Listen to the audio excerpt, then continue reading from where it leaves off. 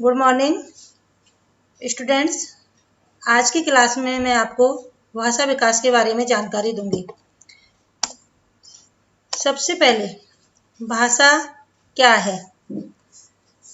हम अपने विचारों का आदान प्रदान करते हैं और दूसरों की फीलिंग को समझते हैं, यही भाषा है।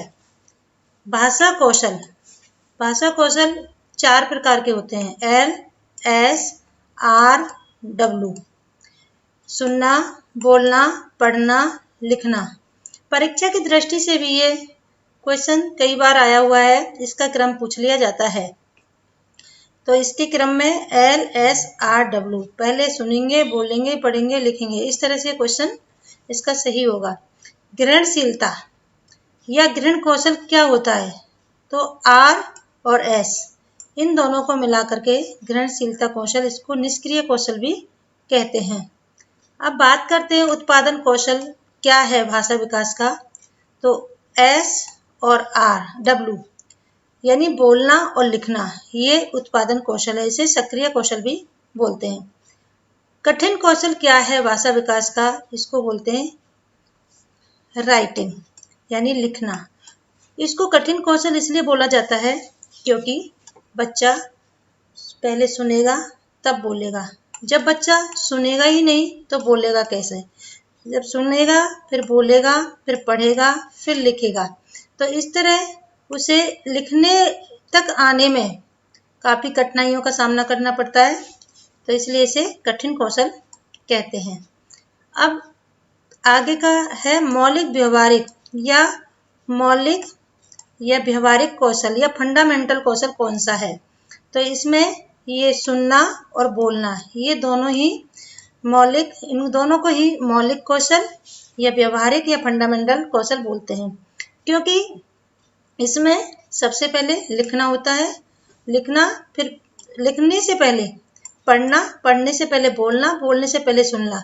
कहने का मतलब है बच्चा लिखेगा, उससे पहले पढ़ना सीखेगा, पढ़ने से पहले बोलेगा और बोलने से पहले सुनेगा। जब इन चारों कौशल का बच्चे के विकास हो जाएगा, यानी उनके व्यवहार में पूरी तरह से आ जाएगा, तब बच्चे का विकास होगा। इसलिए इसको व्यवहारिक कौशल या फंडामेंटल कौशल कहा जाता है। तो परीक्षा में कई बार पूछ लिया जाता है कि भाषा विकास में फंडामेंटल क्वेश्चन कौन सा है, फंडामेंटल क्या है, या फंडामेंटल कौशल कौन सा है? तो इसका सही आंसर है सुनना और बोलना। नेक्स्ट, भाषा विकास के सिद्धांत। भाषा विकास के सिद्धांत मैंने पहले भाषा शिक्षण के सिद्धांत पढ़ाए थे, लेकिन मैं आज आपको भाषा विकास के सिद्धांत, 2 होते हैं, एक वातावरणीय सिद्धांत, दूसरा है जन्मजात या वंशानुक्रम सिद्धांत।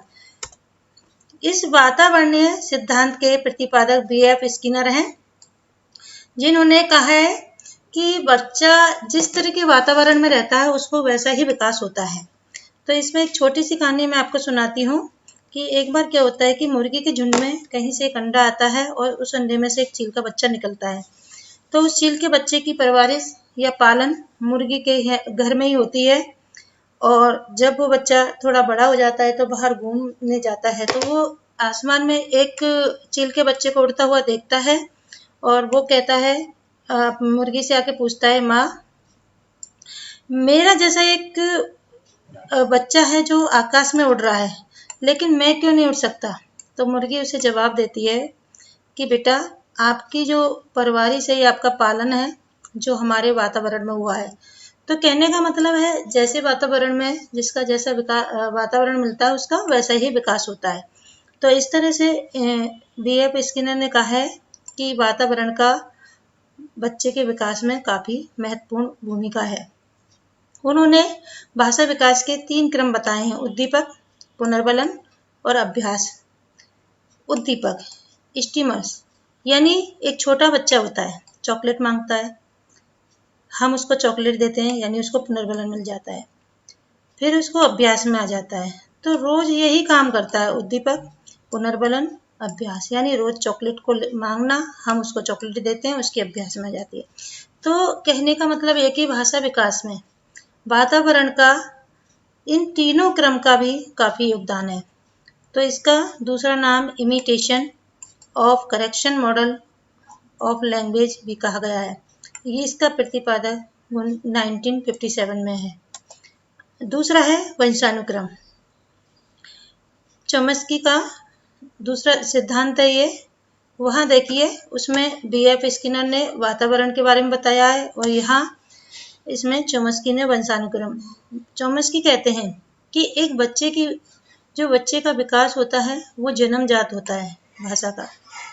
इसमें बच्चे के अंदर एक ऐसा यंत्र होता है जिसको LED लैड कहते हैं, जो इसका नाम है भाषा संग्रहण साधक। तो बाद में उन्होंने ये बोला कि इसको यूनिवर्सल लैंग्वेज ग्रामर भी कहा जाता है, जनरेटिव ग्रामर भी कहा जाता है। इस तरह से उन्होंने कहा है कि ये काल्पनिक होता है, लेकिन इसके कारण एक ऐसा यंत्र है, इसके कारण बच्चा संसार की सभी भाषाओं को सीख लेता है। तो इस तरह से चॉम्स्की ने वंशानुक्रम के बारे में बताया है। अब आती है भाषा सीखने में 2 समस्याओं का सामना करना पड़ता है। पहला है लॉ ऑफ सरफेस स्ट्रक्चर, यानी सतही संरचना का नियम, सतही संरचना का नियम। दूसरा है लॉ ऑफ डीप स्ट्रक्चर, यानी लॉ। इसमें ऊपर की बात है, शब्दों को पढ़ना, लिखना, बोलना सीखता है बच्चा, अर्थ ग्रहण नहीं करता है। तो इसमें शाब्दिक अभिव्यक्ति हो जाती है बच्चे की, लेकिन उसको अर्थ को ग्रहण करना नहीं आता है। दूसरा है लॉ ऑफ डीप स्ट्रक्चर, यानी इसमें गहरी संरचना का नियम। इसमें क्या होता है, बच्चे को अर्थ ग्रहण करना आ जाता है और बाकी के अर्थ को सीख जाता है। तो इसमें वो एक अर्थ के 2 अर्थ भी निकाल लेता है, जैसे रोको मत, जाने दो। इसी तरह रोको मत, जाने दो। तो इस तरह आज की जो क्लास थी मेरी भाषा विकास की थी। उम्मीद है आपको समझ में आई हो और कमेंट बॉक्स में बताना। धन्यवाद।